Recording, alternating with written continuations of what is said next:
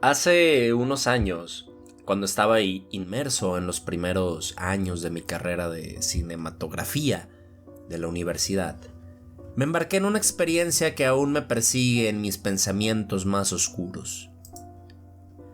El recuerdo se mantiene vívido, como si el tiempo se hubiera detenido en aquellos días en los que la curiosidad y la juventud nos llevaron a explorar los límites de lo desconocido. Todo comenzó con un proyecto asignado para nuestra clase de cinematografía, un documental. La libertad de elegir el tema nos emocionó y pronto mi grupo de amigos y yo nos encontramos reunidos para deliberar sobre la dirección que tomaríamos. Entre las mentes creativas surgió una propuesta que desencadenaría una serie de eventos inquietantes. Cristian, un recién llegado al grupo, propuso la idea de crear un documental de terror basado en una leyenda de su pueblo natal. La historia giraba en torno a una criatura conocida como el que imita, una entidad que habitaba en los cerros cercanos y tenía la capacidad de adoptar la forma de cualquier ser, animal o cosa. La leyenda afirmaba que descendía al pueblo ocasionalmente, llevándose a los niños pequeños o también a personas mayores, aunque a estos últimos en la mayoría de los casos simplemente acababa con su vida sin llevarse los cuerpos. Aunque la propuesta inicialmente generó escepticismo entre nosotros, la pasión de Cristian al describir la creencia arraigada en su pueblo nos intrigó. Decidimos que nuestro documental exploraría esta leyenda, entrevistando a los lugareños para recopilar sus experiencias y perspectivas sobre el que imita. Además, planeábamos colocar cámaras estratégicamente en los cerros para capturar cualquier indicio de esta misteriosa criatura. Y mientras nos dirigíamos al pueblo de Cristian, el ambiente en el vehículo estaba cargado de una mezcla de emoción y nerviosismo. Los compañeros de equipo y yo bromeábamos entre risas sobre la criatura que nos proponíamos a documentar. Sin embargo, cada chiste llevaba consigo un poco de inquietud que no podíamos ignorar. En medio de nuestras bromas, la curiosidad nos llevó a preguntar a Cristian si alguna vez había tenido encuentro personal con el que imita. Y después de pensarlo por un par de minutos, Cristian compartió que, aunque nunca lo había visto físicamente, su infancia estuvo marcada por las estrictas reglas de sus padres. Siempre debía estar en casa antes de que oscureciera. Una precaución arraigada en la creencia de la presencia de la criatura. No obstante, Cristian afirmó que en varias ocasiones había escuchado un sonido peculiar durante las noches, similar al grito de un conejo, pero más fuerte y agudo, que resonaba en los alrededores del pueblo. Intrigados, preguntamos si alguien del pueblo había visto la verdadera forma de la criatura. Y Cristian reflexionó brevemente antes de responder que el que imita siempre adoptaba distintas formas, y también nos contó que cuando era un niño su abuelo solía decirle que, después de tantos años imitando, había perdido su forma original. Recordó las palabras de su abuelo, quien sostenía que la criatura, al transformarse continuamente, había olvidado su verdadera esencia. En lo personal, a mí me parecieron como buenas palabras para terminar el documental. Me imaginaba que tendríamos una buena calificación si lográbamos crear algo de drama alrededor de aquella leyenda.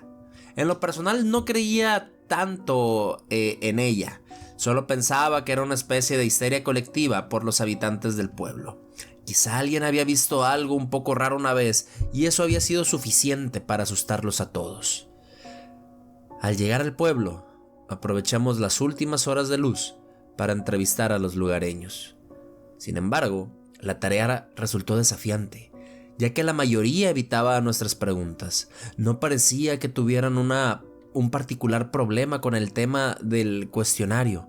Más bien, parecía que nadie quería estar fuera de sus hogares tan noche, por lo que cuando la oscuridad de la noche se apoderó del pueblo, nuestras esperanzas de obtener testimonios se desvanecieron con la luz del día.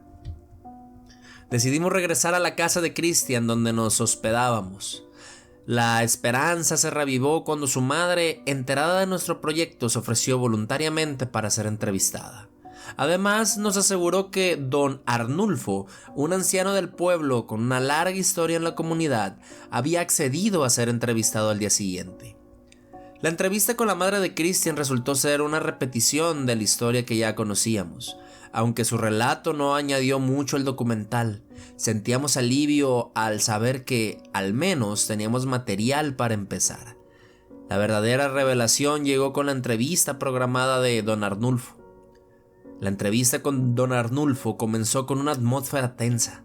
Era casi como si estuviera siendo obligado a participar en nuestro documental, y aunque su semblante inicial reflejaba cierta molestia, continuamos con nuestro plan, deseando obtener el testimonio de alguien que había vivido cerca la leyenda que perseguíamos. Preparamos nuestras cámaras y micrófonos, buscando capturar cada palabra y expresión facial del anciano. La introducción básica se llevó a cabo, con preguntas triviales que servirían como mero formalismo. Sin embargo, nuestro verdadero interés residía en la conexión de don Arnulfo con el Químita.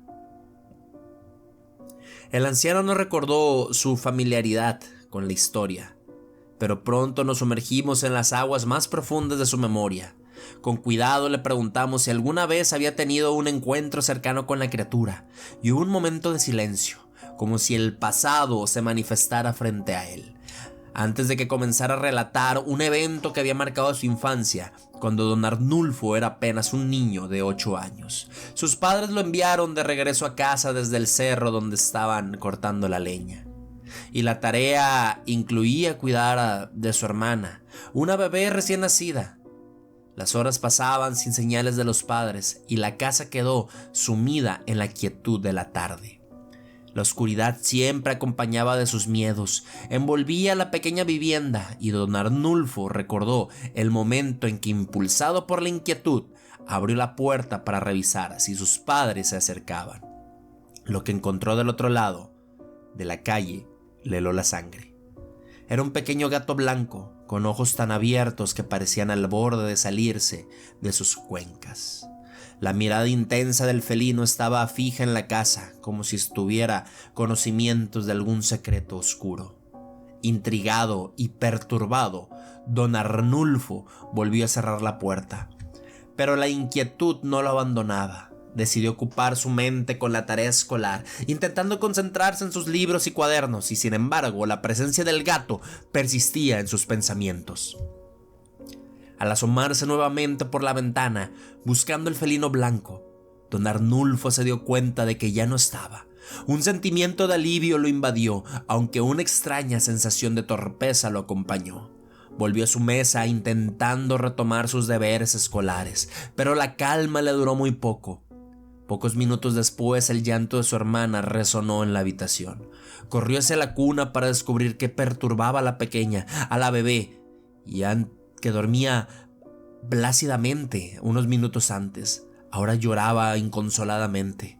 Don Arnulfo, con la intuición de quien ha cruzado límites desconocidos, sentía que algo más estaba ocurriendo. Lo que presenció don Arnulfo lo dejó sin aliento. Vio como una serpiente gigante comenzaba a trepar por la pata de la cama donde su hermana yacía indefensa. Movido por el instinto, no dudó en intentar apartarla antes de que la serpiente alcanzara su objetivo. Sin embargo, su horror alcanzó un nuevo nivel cuando la serpiente, al acercarse, se transformó ante sus ojos. La cabeza de la serpiente mutó, convirtiéndose en la cabeza del mismo gato blanco que minutos antes había observado fuera de la casa. La criatura, ahora con los dientes al descubierto y emitiendo un gruñido inhumano, desafiaba las leyes de la naturaleza y la lógica. Don Arnulfo, en un acto impulsivo, tomó a su hermana en brazos y comenzó a correr, escuchando los siseos de la serpiente que se deslizaba velozmente detrás de él. En medio de su desesperación, Don Arnulfo abrió la puerta de su casa y salió a la calle a oscuras, sin visibilidad clara y sin luna que guiara su camino. Se había forzado a correr a ciegas con la sensación de que aquella criatura seguía acechándolo. En su carrera chocó contra alguien y al reconocer a su propio padre, suspiró de alivio. Escapó de sus labios esa sensación. Su padre, confundido por la repentina aparición de su hijo con la bebé en brazos, le preguntó qué estaba sucediendo, y don Arnulfo, tembloroso y asustado, compartió toda la experiencia vívida en su casa mientras los esperaban. Su padre, intentando calmarlo, le pidió que le entregara a la bebé, asegurándole que él podía sostenerla sin problemas. Ambos caminaron unos pasos hacia la casa, pero la inquietud persistía en don Arnulfo. Inevitablemente surgió la pregunta sobre su madre, quien se había quedado en el monte con su padre, y en ese momento no la podía ver en ningún lado. Al plantear esta pregunta, la atmósfera cambió de manera abrupta. La reacción de su padre fue desconcertante. Un gruñido gutural escapó de sus labios, como si la mera mención de su madre hubiera provocado una incomodidad visceral. Lo que ocurrió a continuación dejó a don Arnulfo perplejo. Su padre volteó hacia él con ojos desmesuradamente abiertos, reflejados la misma mirada intensa del gato blanco y la serpiente anteriormente encontrada. Aterrorizado, retrocedió ante la criatura que parecía haber tomado la forma de su propio padre. Sin embargo, ya era demasiado tarde. La criatura tenía lo que quería y con su pequeña hermana en brazos se esfumó entre las sombras de la noche. Jamás volvieron a ver a su hermana y la culpa pesó sobre don Arnulfo como una losa. Se culpó por confiar ciegamente en lo que sus ojos veían, por no haber sido lo suficientemente precavido para proteger a su hermana. Cada día el peso de la pérdida lo perseguía, recordándole que no había sido un buen hermano mayor y que había dejado que esa cosa se llevara a su hermana. La entrevista con el señor Arnulfo dejó su sutil rastro de tensión en el ambiente. El delicado tema que habían tocado demandaba un enfoque cuidadoso, pero la necesidad de continuar con la investigación nos impulsó a volver a la calle en busca de más testimonios sobre la misteriosa criatura. La travesía por el pueblo continuó, y cada relato que escuchábamos aumentaba nuestra curiosidad sobre el misterio que envolvía a la criatura de El Quimita. Muchos de los habitantes compartieron una experiencia impactante. Algunos habían presenciado a la criatura tomando la forma de seres queridos recientemente fallecidos, mientras que otros hablaban de cómo la entidad adoptaba la apariencia de los padres de las víctimas para traerlas hacia el cerro donde desaparecían para siempre. Una historia particularmente intrigante fue la de una mujer que paseaba a su perro, el can. Siguiendo su instinto de cazador, se adentró entre los arbustos para perseguir a unas ardillas. Sin embargo, la mujer notó que la lucha que se desataba entre su mascota y algo más grande era inusualmente intensa. El último grito del perro resonó como un eco de desesperación antes de que la mujer pudiera intervenir. Cuando se acercó a los arbustos, quedó estupefacta al ver que algo salió de manera repentina. Era su perro, o al menos eso era lo que parecía. Solamente que la situación era muy extraña. Su mascota estaba sin rastro de heridas o desorden en el pelaje. Esto dejó a la mujer desconcertada. Al intentar ponerle la correa, descubrió que tampoco llevaba su collar. Así que decidió buscarlo entre los matorrales, creyendo que pudo haberlo perdido durante el forcejeo. Y al acercarse más a los arbustos en busca del collar, se encontró con la impactante visión de su verdadero perro, inerte y marcado por las mordidas. Rápidamente se giró. Sin embargo, para su fortuna, aquella criatura ya no estaba. Se había ido mientras ella estaba distraída. La mujer cuenta cómo se asustó tanto que corrió y no paró hasta llegar a su hogar. Otro testimonio que resaltó fue el de un niño que, junto con sus amigos y dos hermanos, escuchó el característico grito desgarrador del Quimita. Decidieron regresar a casa, pero mientras caminaban, avistaron a uno de sus hermanos mayores. Este les aseguró que sus padres los buscaban y les pidió que los siguieran. Aunque inicialmente, aliviados Pronto descubrieron que aquella figura que los guiaba no era lo que parecía. La entrevista con el niño que experimentó el engaño de la criatura reveló detalles aún más aterradores. Mientras seguían al supuesto hermano mayor, se percataron de que los conducía hacia el monte, alejándolos de su hogar. Con un temor palpable, uno de los niños formuló una pregunta específica que solo su verdadero hermano podría responder. La reacción de la criatura fue un giro grotesco y perturbador. Los ojos, que una vez reflejaban familiaridad, se transformaron en círculos desmesuradamente grandes, emanando una luz amarilla intensa. La pupila alargada, semejante a la de un felino, dejaba entrever la naturaleza sobrenatural de la criatura. Su boca se deformó revelando colmillos afilados, dejando ver a un depredador insaciable. El horror se apoderó de los niños y en un acto de puro instinto corrieron desesperadamente hacia su hogar. Sin embargo, la pesadilla no concluyó ahí. Un pequeño que antes había sido la criatura disfrazada los persiguió con ferocidad. La historia del niño narró cómo, en medio de la huida, se dieron cuenta de que el hermano menor ya no estaba con ellos. Y a pesar de los intentos de búsqueda de sus padres, el pequeño nunca volvió a ser visto. La acumulación de relatos espeluznantes generó una inquietud colectiva en el grupo. Cada habitante parecía tener una conexión directa o indirecta con el Quimita, y la necesidad de obtener pruebas visibles se volvía obligatoria. Con cámaras de cazador en mano, decidimos aventurarnos más profundamente en el monte, guiados por la esperanza de capturar evidencia tangible de la criatura. Por lo que nos adentramos en el monte, utilizando únicamente las cámaras de nuestros teléfonos, para una mejor movilidad, y también creímos que si lográbamos grabar algo, se vería más realista.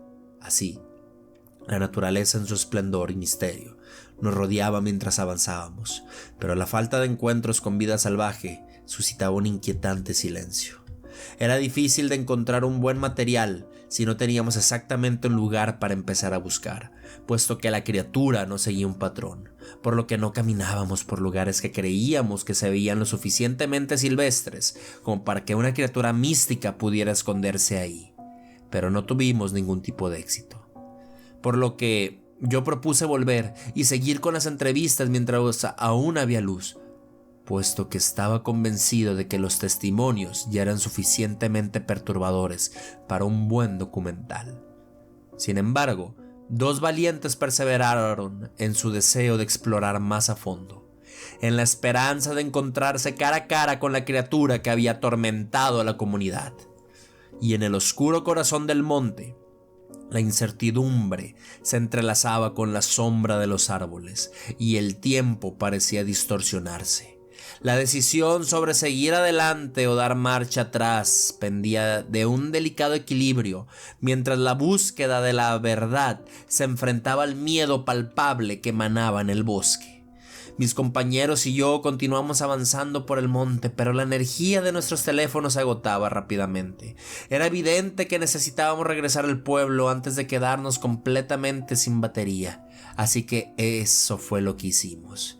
Y mientras caminábamos de regreso, los crujidos provenientes de la maleza llamaron nuestra atención. Con la poca carga que nos quedaba en los teléfonos, comenzamos a grabar, con la esperanza de captar algún indicio de la criatura que habitaba en aquel monte. Los crujidos aumentaron en intensidad y la tensión en el aire se volvió casi tangible. Aunque grabamos con determinación, la falta de visibilidad impedía captar claramente la fuente de aquellos sonidos inquietantes. Solo se veía la maleza moverse, y eso podía ser fácilmente explicable con un insecto, quizás un roedor pequeño, pero eso no podía usarse como prueba. Así que paramos y seguimos nuestro camino.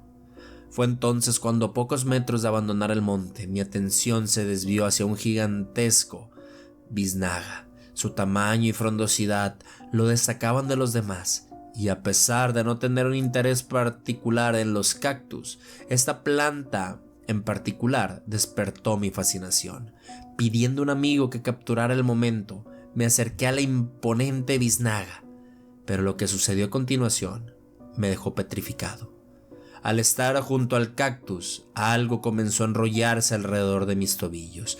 Una especie de rama, aparentemente inofensiva al principio, reveló su naturaleza siniestra al apretar con fuerza y tirar de mí hacia el suelo. Mis compañeros, aún sin darse cuenta, se burlaron al creer que solo había tropezado, aunque rápidamente se dieron cuenta de mi lucha y sus rostros pasaron de la incredulidad a la alarma. Aquella biznaga que parecía una simple planta empezó a deformarse y desenterrarse del suelo frente a nosotros. En cuestión de segundos, la forma se transformó ante nuestros ojos, revelando un ser mitad humano, mitad cactus.